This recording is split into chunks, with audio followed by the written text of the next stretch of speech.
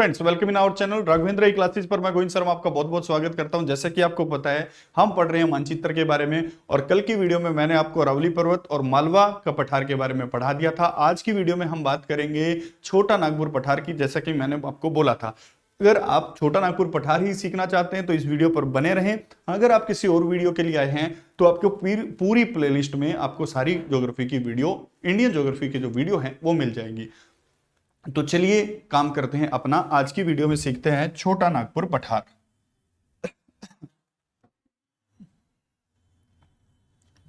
एक बार मैप छापना बड़ा इंपॉर्टेंट है, क्योंकि आपको मैप छापना ही छापना है। मैप से ही क्वेश्चन आते हैं, ज्यादातर समझ बन जाती है, ध्यान रखें। देखो, पहला क्वेश्चन आप लिखेंगे शायद देखकर। पहला है छोटा नागपुर पठार, हेडिंग डाल लिया होगा, उसमें लिखना शुरू करेंगे। छोटा नागपुर पठार आमतौर पर जो विस्तृत है, ज्यादातर अगर देखें तो छोटा नागपुर पठार आपका झारखंड राज्य में है, और साथ साथ इसकी कुछ चीजें आप पश्चिम बंगाल में कुछ भाग इसका मिलेगा, उड़ीसा में भी कुछ इसका विस्तार पाया जाता है। लेकिन अगर आपसे डायरेक्ट पूछ ले किस राज्य में छोटा नागपुर पठार है, तो तुरंत आंसर आपका आना चाहिए कि छोटा नागपुर पठार झारखंड राज्य में स्थित है। तो पहला क्वेश्चन हो गया, छोटा नागपुर पठार किस राज्य में है। पहला क्वेश्चन आपको याद आना चाहिए कि जो छोटा नागपुर पठार है, आप लिखें सारी चीजों को। छोटा नागपुर पठार किस राज्य में है, आंसर आएगा झारखंड। कौन से राज्य में है, झारखंड में है छोटा नागपुर पठार। अब झारखंड में छोटा नागपुर पठार है, तो छोटा नागपुर पठार की विशेषताएं ये हैं कि छोटा नागपुर पठार मिनरल्स के लिए जाना जाता है, छोटा नागपुर पठार खनिज लवणों के लिए जाना जाता है। दूसरी बात आपसे क्या पूछेगा, दूसरी बात आपसे पूछेगा कि भारत में खनिजों के लिए कौन सा पठार फेमस है। आप याद रखेंगे, खनिजों के लिए प्रसिद्ध है छोटा नागपुर पठार। खनिजों के लिए प्रसिद्ध जगह है, खनिजों के लिए क्या है, बिल्कुल प्रसिद्ध जगह है। इसलिए आपके छोटे नागपुर पठार को, छोटा नागपुर पठार को हमारे यहां पर भारत में क्या कहा जाता है, खनिजों का हृदय कहा जाता है, खनिजों का केंद्र या खनिजों का हृदय कहा जाता है छोटा नागपुर पठार को। और साथ साथ छोटा नागपुर पठार को ही भारत का रुर प्रदेश कहते हैं। क्या कहते हैं, भारत का रुर प्रदेश कहते हैं। अब थोड़ी देर में आपको क्लियर हो जाएगा मैं इसको रुर प्रदेश क्यों कहता हूं। याद रखें, दो तीन बातें सीख लें कि झारखंड में स्थित छोटा नागपुर पठार है। पहली बात, छोटा नागपुर पठार खनिजों के लिए फेमस है। दूसरी बात, छोटा नागपुर पठार को ही रुर प्रदेश कहा जाता है। ये आप तीसरी बात याद कर सकते हैं। उसके साथ साथ आप एक बार थोड़ा सा मैप बनाएं, उसके बाद कुछ चीजें मैं आपको समझा रहा हूं। जैसे कि ये आपका मैप बना हुआ है, इसको थोड़ा सा नीचे करते हैं समझने के लिए यहां तक। उसके बाद यहां पर देखो, यहां पर झारखंड है और झारखंड राज्य में छोटा नागपुर पठार आपको दिखाई देगा। यह है छोटा नागपुर पठार। छोटा नागपुर पठार झारखंड में है, आपको दिखाई देगा। उसके बाद छोटा नागपुर पठार से दो नदियां निकलती हैं। पहली नदी है दामोदर, जो छोटा नागपुर पठार को बिल्कुल बीचों बीच से काटती है।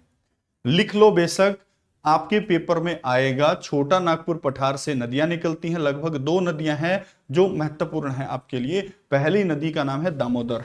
कौन कौन सी नदियां निकलती हैं यहां से, दामोदर, दामोदर नदी निकलती है छोटा नागपुर पठार झारखंड से ही।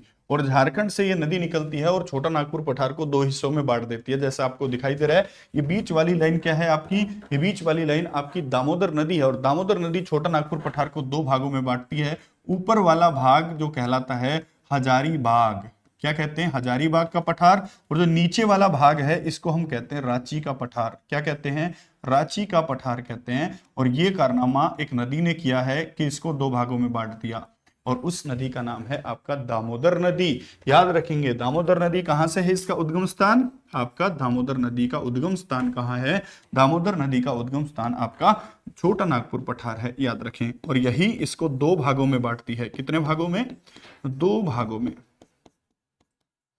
पहले भाग का नाम क्या है, पहले भाग का नाम है आपका, लिख लें बेशक, दक्षिण वाले भाग का रांची का पठार।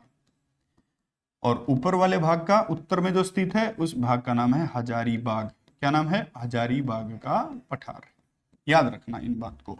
अब छोटा नागपुर पठार में आपकी दामोदर नदी इसको दो भागों में बांटती है। और साथ साथ याद रखें, उसके बाद झारखंड से निकलकर दामोदर नदी बंगाल की तरफ जाती है और बंगाल में बड़े बाढ़ का कारण बनती है। इसीलिए दामोदर नदी को याद रखना, इसीलिए दामोदर नदी को, जो बंगाल में बाढ़ लेकर आती है, दामोदर नदी को बंगाल का शोक कहते हैं। क्या कहते हैं दामोदर नदी को? बंगाल का शोक कहते हैं। सोरो ऑफ बंगाल किस नदी को कहा जाता है? आंसर आएगा आपका छोटा नागपुर पठार में स्थित दामोदर नदी। और दामोदर नदी भ्रंश घाटियों में भी बहती है, रिफ्ट वैलियों में बहती है। जब जमीन नीचे बैठ जाती है और नदी ऊपर बहती है, इसी को कहते हैं भ्रंश घाटी। और भ्रंश घाटियों में बहने वाली नदी, भारत में हालांकि 3 नदियां ऐसी हैं जो भ्रंश घाटियों में बहती हैं। एक का नाम दामोदर है उनमें से, और एक का नर्मदा है, और एक का क्या है? ताप्ती है।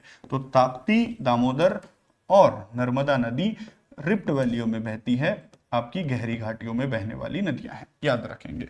तो आप एक बात ध्यान रख लिया, आपका दामोदर नदी छोटा नागपुर पठार से निकलती है और बंगाल में जाकर बाढ़ का कारण बनती है, इसीलिए इसको बंगाल का शोक कहते हैं। उसके बाद जैसे ही दामोदर नदी बंगाल में जाती है और बंगाल में गंगा की एक धारा जिसका नाम है हुगली, हुगली नदी से मिल जाती है, तो लिख लें बेशक जहां तुम बैठे हो कि छोटा नागपुर पठार से निकलकर दामोदर नदी बंगाल में बहती है, बंगाल में बाढ़ का कारण बनती है, इसलिए दामोदर नदी को बंगाल का शोक कहते हैं। और बंगाल में कोलकाता के आसपास यह नदी गंगा की एक धारा हुगली नदी से मिल जाती है, याद रखना, ध्यान से पढ़ लिया होगा आपने। आगे बढ़ते हैं, चलो।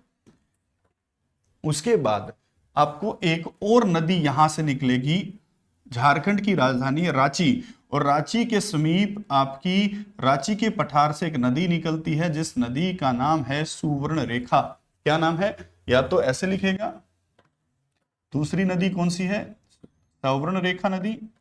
और एक अगर आपसे उल्टा भी या फिर दूसरी भाषा में दूसरे तरीके से, सुवर्ण रेखा, ये दोनों नाम इसी नदी के हैं और ये नदी निकलती है आपकी रांची के पठार से।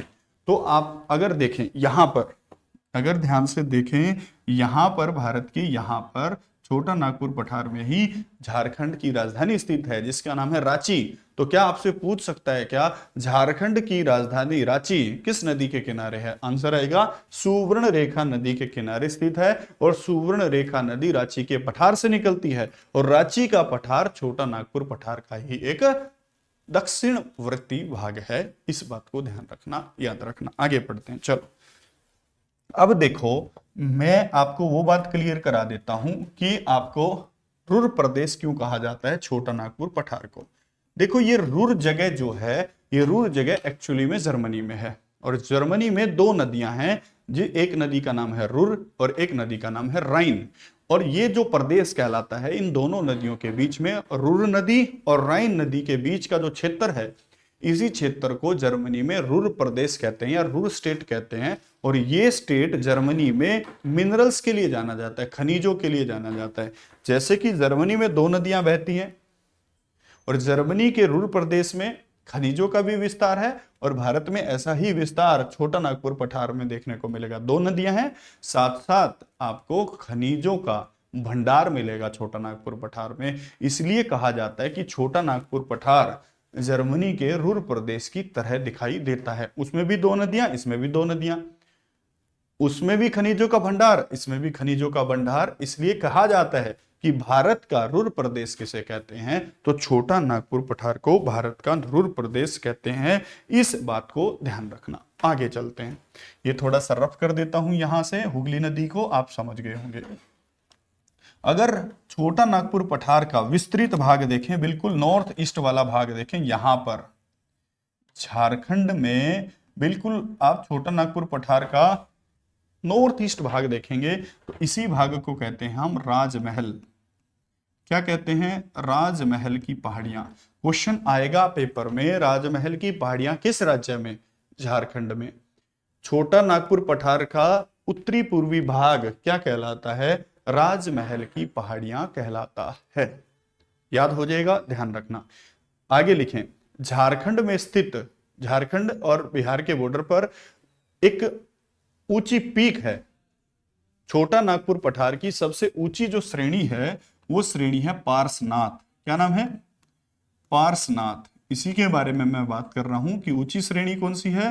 पार्श्वनाथ। आपसे पूछेगा पार्श्वनाथ कौन सी श्रेणी के अंतर्गत आती है? छोटा नागपुर पठार की सबसे ऊंची चोटी पार्श्वनाथ कहलाती है, जिसकी कुल ऊंचाई अगर आपसे पूछे तो कुल ऊंचाई लगभग 1365 यानी कि आपकी 1365 मीटर ऊंची पार्श्वनाथ छोटा नागपुर पठार की सबसे ऊंची चोटी है, जो कि झारखंड में है। याद हो जाएगा, ध्यान से याद करना इस बात को।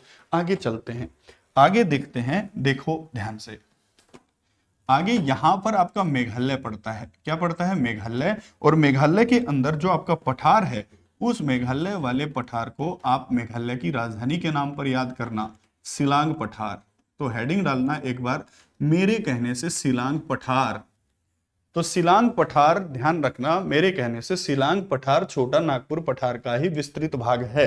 पहली बात लिख लिया होगा आपने, शिलांग पठार छोटा नागपुर पठार का ही एक एक्सटेंशन है, एक विस्तार है, उत्तरी पूर्वी विस्तार है।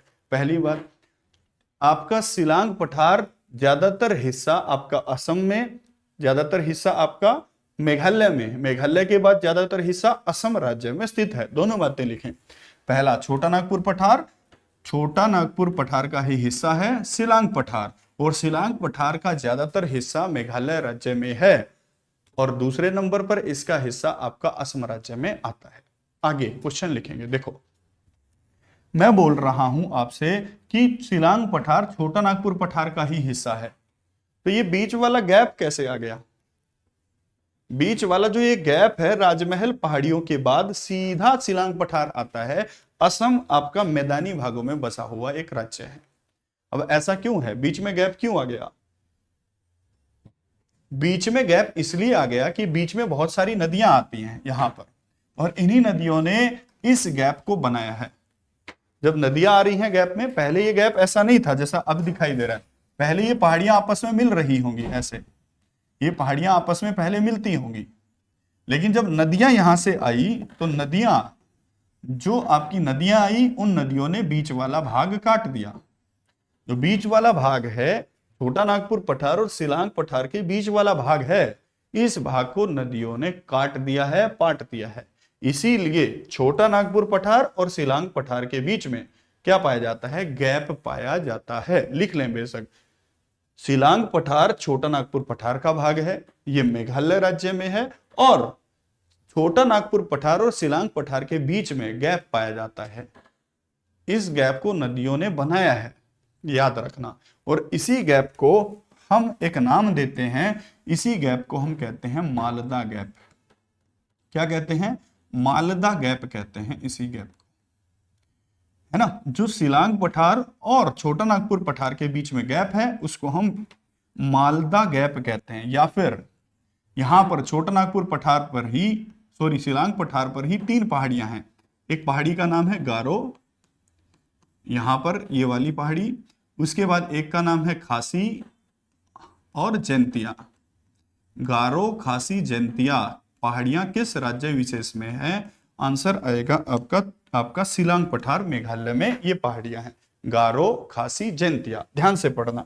अब देखो, मैंने बोला कि छोटा नागपुर पठार और शिलांग पठार के बीच में गैप है, जिस गैप को आप मालदा गैप कहते हो, और यहां पर ये पहाड़ी है गारो। कौन सी पहाड़ी है? गारो। और छोटा नागपुर पठार की ये पहाड़ी है राजमहल। तो इस गैप को, जिसको मालदा गैप कहते हैं, इस गैप को क्या हम राजमहल गारो गैप भी कह सकते हैं? बोलो हाँ या ना। तो इसी गैप को मालदा गैप या फिर इसी गैप को राजमहल गारो गैप के नाम से जानते हैं। तो राजमहल गारो गैप के नाम से कौन से गैप को जाना जाता है? मालदा गैप को ही जाना जाता है, जो कि शिलांग पठार और छोटा नागपुर पठार के 2 पहाड़ियों के बीच स्थित है। पहली पहाड़ी छोटा नागपुर पठार की राजमहल, और शिलांग की पहाड़ी आपकी गारो पहाड़ी है, और इसी गैप को इसीलिए राजमहल गारो गैप के नाम से जाना जाता है। याद हो जाएगा, याद हो जाना चाहिए। उसके बाद आपने लिखना पड़ेगा आपको, उसके बाद क्या लिखना पड़ेगा? हाँ, बड़ा बढ़िया क्वेश्चन है। बढ़िया क्वेश्चन ये है कि जो आपकी ये तीनों पहाड़ियां हैं, शिलांग पठार पर जो तीनों पहाड़ियां हैं, गारो, खासी, जैंतिया, इनकी आकृति कीप की है। ये तीनों पहाड़ियां किस आकृति की हैं? कीप आकृति की हैं। कीप का आकार है, ऐसी संरचना बनती है, फनल टाइप बेसिन बन जाता है पूरा पहाड़ियों का। और जो भी इन पहाड़ियों में, स्कीप आकृति की तीनों पहाड़ियों में जो भी बादल आता है उस बादल के पास एक ही ऑप्शन होता है, वो ऑप्शन होता है वो बरस के निकल सकता है, याद रखें। इसीलिए दुनिया की सबसे ज्यादा बरसात इन्हीं पहाड़ियों पर होती है। विश्व की सबसे ज्यादा वर्षा किन पहाड़ियों पर होती है? तो किस पठार पर होती है? शिलांग पठार पर। और शिलांग पठार पर भी पूछे तो खासी पहाड़ियों पर। कौन सी पहाड़ियों पर? खासी पहाड़ियों पर एक जगह स्थित है, आपने सुना होगा, मानसिन राम। मानसिन राम मेघालय में, या फिर चेरापूंजी नामक जगह, चेरापूंजी में स्थित मानसिन राम जो गांव है, उसी गांव में दुनिया की सबसे ज्यादा बरसात होती है। ये बरसात लगभग 1085 सेंटीमीटर से लेकर 1100 सेंटीमीटर वार्षिक है।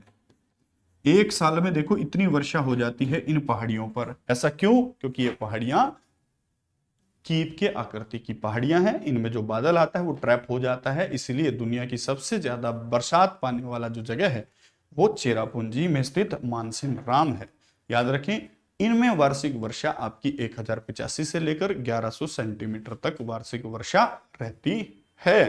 याद रखना, ध्यान रखना। उसके बाद शिलांग पठार का ही हिस्सा आपका असम राज्य में है, और असम राज्य में एक पहाड़ियां हैं जिसको आप मिकिर की पहाड़ियां कहते हो। मिकिर, मिकिर की पहाड़ियां असम का ही भाग है, उसका शिलांग पठार का ही भाग है, लेकिन स्थित किस राज्य में है? असम राज्य में स्थित। आपके असम राज्य में स्थित मिकिर पहाड़ियां शिलांग पठार का ही भाग हैं, याद रखना इस बात को। और शिलांग पठार की सबसे ऊंची चोटी जो है, उस चोटी को भी आप लिख लें, गारो पहाड़ियों पर स्थित नोकरेक। कौन सी पहाड़ियां हैं? नोकरेक की चोटी, नोकरेक चोटी मेघालय में। नोकरेक चोटी किस राज्य में है? आंसर आएगा मेघालय में। किस पठार पर है? शिलांग पठार। और शिलांग पठार की भी किस जगह पर है? गारो पहाड़ियों पर स्थित है, जिसकी कुल ऊंचाई लगभग 1515 मीटर है। तो नोकरेक की कितनी ऊंचाई है? 1515 मीटर कुछ ऊंचाई इसकी यहां पर हो जाएगी। तो शिलांग पठार का ऊंचा भाग क्या है? नोकरेक, मेघालय, गारो पहाड़ियों पर स्थित है। याद हो जाएगा, ध्यान से पढ़ना पड़ेगा। तो आप इन बातों को भी ध्यान रखें। आगे चलते हैं, देखते हैं आज की क्लास में आपका विंध्याचल और सतपुड़ा। लिखें, जरा हेडिंग डालें। पहला, मैप छापें। मैप जैसे ही आपने छापा, आपको तुरंत समझ में आना चाहिए कि भारत में, कल बताया था, जो प्रायद्वीपीय भारत है, प्रायद्वीपीय भारत की सबसे उत्तर में एक पठार स्थित है जिसको आप मालवा पठार कहते हो। क्या कहते हो? मालवा पठार। और मालवा पठार के भी आप दक्षिण में आएंगे तो आप पाएंगे मालवा पठार के दक्षिण में स्थित है विंध्याचल पर्वत। याद रखें, लिखें जरा, विंध्याचल पर्वत के बारे में लिखें। पहला, विंध्याचल पर्वत मुख्य रूप से मध्य प्रदेश में है, मध्य प्रदेश में है, पहली बात हो गई। दूसरा, ये जो विंध्याचल पर्वत है, ये मालवा के पठार के दक्षिण में है, मालवा के पठार के दक्षिण में है। याद रखना, कहां पर? मालवा के पठार के दक्षिण में कौन सी पर्वत श्रृंखला है? आंसर आएगा, आपको ध्यान रखना है, विंध्याचल। अब विंध्याचल के पश्चिम में देखेंगे भानडेल की पहाड़ियां हैं। पश्चिम में विंध्याचल यहां है, और विंध्याचल के भी दक्षिण में यहां पर देखेंगे तो विंध्याचल के दक्षिण में यहां पर देखेंगे, सॉरी दक्षिण में बोल रहा हूं, पश्चिम दिशा में भानडेल की पहाड़ियां गुजरात राज्य में पड़ती हैं। और यहां देखेंगे, बिल्कुल यहां देखेंगे, इसके पूर्व में, बिल्कुल विंध्याचल के पूर्व में पहाड़ियां हैं जो आपको याद रखनी है। तो भानडेल की पहाड़ियों से लेकर पूर्व में स्थित कैमूर पहाड़ियों तक इसका विस्तार है। कहां तक? कैमूर पहाड़ियों तक विस्तार है। आपसे पूछता है कि विंध्याचल के पूर्व में स्थित पहाड़ियों का नाम बताइए, आंसर आएगा आपका कैमूर पहाड़ियां स्थित हैं, याद रखें, मध्य प्रदेश में। उसके बाद विंध्याचल के दक्षिण में, विंध्याचल के दक्षिण में आएंगे तो आपको एक घाटी दिखाई देगी, घाटी का नाम है नर्मदा नदी घाटी। मैं बोल रहा हूं मालवा पठार, और मालवा पठार के दक्षिण में विंध्याचल, और विंध्याचल के भी अगर आप और नीचे आएंगे, विंध्याचल के भी और नीचे आएंगे, यहां पर आपको नदी बहती हुई दिखाई देगी जिस नदी का नाम है नर्मदा। विंध्याचल के दक्षिण में नदी का नाम क्या है आपका नर्मदा। और नर्मदा नदी के भी दक्षिण में और जाएंगे तो नर्मदा नदी के दक्षिण में, नर्मदा नदी के दक्षिण में आपको सतपुड़ा रेंज मिलेगी। सतपुड़ा रेंज, आपको सतपुड़ा रेंज मिलेगी। और सतपुड़ा रेंज के भी दक्षिण में जाओगे, सतपुड़ा रेंज के भी और दक्षिण में जाओगे तो आपको एक नदी और मिलेगी जिस नदी का नाम है ताप्ती या फिर तापी। तो आपसे पूछता है लोकेशन कई बार कि मध्य प्रदेश में नर्मदा नदी घाटी के उत्तर में विंध्याचल पर्वत, नर्मदा घाटी के दक्षिण में सतपुड़ा की पहाड़ियां हैं। और सतपुड़ा पहाड़ियों के अभी नीचे जाओगे, जैसे कि ये आपकी सतपुड़ा की पहाड़ियां हो गई, यहां पर ये सतपुड़ा की पहाड़ियां होगी। और सतपुड़ा की पहाड़ियों के दक्षिण में जाओगे तो ये यहां पर आपको ताप्ती नदी दिखाई देगी, याद रखना। तो आपकी जो सतपुड़ा की पहाड़ियां हैं, और सतपुड़ा की पहाड़ियां एक प्रकार का ब्लॉक पर्वत है। ब्लॉक पर्वत कैसे? दो नदी घाटियों के बीच में है। दो नदी घाटी कौन सी हैं? एक तो आपकी नर्मदा नदी घाटी और एक आपकी कौन सी है? तापी नदी घाटी है। ठीक है, याद रख लेंगे, ध्यान रख लेंगे, इन बातों को आप याद रखना। उसके बाद आपको क्या याद रखना है? उसके बाद आपको याद रखना है, और क्या याद रखना है देखेंगे। सतपुड़ा, सतपुड़ा एक प्रकार का ब्लॉक पर्वत है, याद रख लिया, क्योंकि दो नदी घाटियों के बीच में स्थित है। अब सतपुड़ा पर भी आप तीन विस्तार पाएंगे। सतपुड़ा पर भी पहाड़ियों के तीन विस्तार हैं। एक तो आपका राजपीपला, राजपीपला की पहाड़ियां गुजरात के बॉर्डर पर, मध्य प्रदेश गुजरात बॉर्डर पर। उसके बाद महादेव, ये मध्य प्रदेश में है, और मैकाल, ये एमपी और छत्तीसगढ़ के बॉर्डर पर मैकाल पहाड़ियां हैं। राजपीपला, महादेव, मैकाल कौन सी रेंज का हिस्सा है? सतपुड़ा रेंज का। राजपीपला बिल्कुल पश्चिम दिशा में, महादेव बिल्कुल मध्य प्रदेश में, और मैकाल बिल्कुल आपका छत्तीसगढ़ और एमपी के बॉर्डर पर स्थित है, याद रखना। उसके बाद जो आपकी, याद रखना, सतपुड़ा की सबसे ऊंची चोटी है, सतपुड़ा की सबसे ऊंची चोटी है, ऊंची चोटी का नाम है धूपगढ़। कौन सी चोटी? धूपगढ़। और धूपगढ़ के नजदीक एक जगह है पंचमढ़ी बायोस्फीयर रिजर्व। तो आपसे पूछे कल को, बायोस्फीयर रिजर्व पंचमढ़ी कहां? सतपुड़ा की रेंज पे। कौन सी पहाड़ियां पीक के नजदीक है? महादेव पीक के नजदीक। आप याद रखेंगे, सतपुड़ा की पहाड़ियों पर, महादेव के नजदीक, या महादेव के बोल रहा हूं, महादेव पहाड़ियों पर स्थित सतपुड़ा पहाड़ियों पर पंचमढ़ी एक पर्यटन स्थल है, बायोस्फीयर रिजर्व है। और इन्हीं महादेव पहाड़ियों पर धूपगढ़ पूरे सतपुड़ा की सबसे ऊंची चोटी है, जिसकी कुल ऊंचाई अगर आपसे पूछ ले तो वो 1365 मीटर ऊंची है। तो अगर आपसे पूछ ले विंध्याचल और सतपुड़ा की सबसे ऊंची चोटी कौन सी है? धूपगढ़। और धूपगढ़ किन पहाड़ियों पर है? तो आंसर आएगा मध्य प्रदेश में स्थित महादेव पहाड़ियों पर स्थित है। ये दोनों बातें ध्यान रखना। उसके बाद यहां देखो ध्यान से, सतपुड़ा पर ही स्थित, ये सतपुड़ा है, सतपुड़ा पे यहां पर, सतपुड़ा मान लेते हैं यहां है, सतपुड़ा है, और यहां बिल्कुल यहां कौन सी पहाड़ियां होगी? मैकाल। और मैकाल पहाड़ियों पर ही एक ऊंची चोटी है जिसको अमरकंटक कहते हैं। क्या कहते हैं? अमरकंटक। तो लिख लें, मैकाल पहाड़ियों पर स्थित एक ऊंची चोटी है जिसका नाम क्या है? अमरकंटक। अमरकंटक। और अमरकंटक से ही दो नदियां निकलती हैं जिसका नाम क्या है? नर्मदा, और दूसरी नदी क्या है? सोन नदी। विशेषता यह है कि नर्मदा नदी भारत की पश्चिम दिशा की तरफ बहती है और सोन नदी भारत की उत्तर दिशा की तरफ बहती है, जो गंगा की एक सहायक नदी भी है। याद रखना, क्वेश्चन आ जाएगा, कौन सी नदी एक ही जगह से निकलती है लेकिन अलग अलग दिशा में बहती है? नर्मदा और सोन दोनों अमरकंटक से निकलती हैं।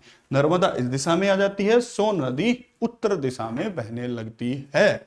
उसके बाद आगे, जो आपकी सतपुड़ा पहाड़ियों पर ही एक और जगह है मुल्ताई की पहाड़ियां, और मुल्ताई की पहाड़ियों से एक नदी निकलती है जिस नदी का नाम है नर्मदा नदी, तो अमरकंटक से, और मुल्ताई नदी से, सॉरी मुल्ताई श्रेणियों से एक नदी निकलती है जिसका नाम क्या है, ताप्ती नदी, याद रखना। तो सतपुड़ा पहाड़ियों पर यह विस्तार आपको पढ़ना पड़ेगा, याद रखना, ध्यान रखना, पढ़ना पड़ेगा बिल्कुल।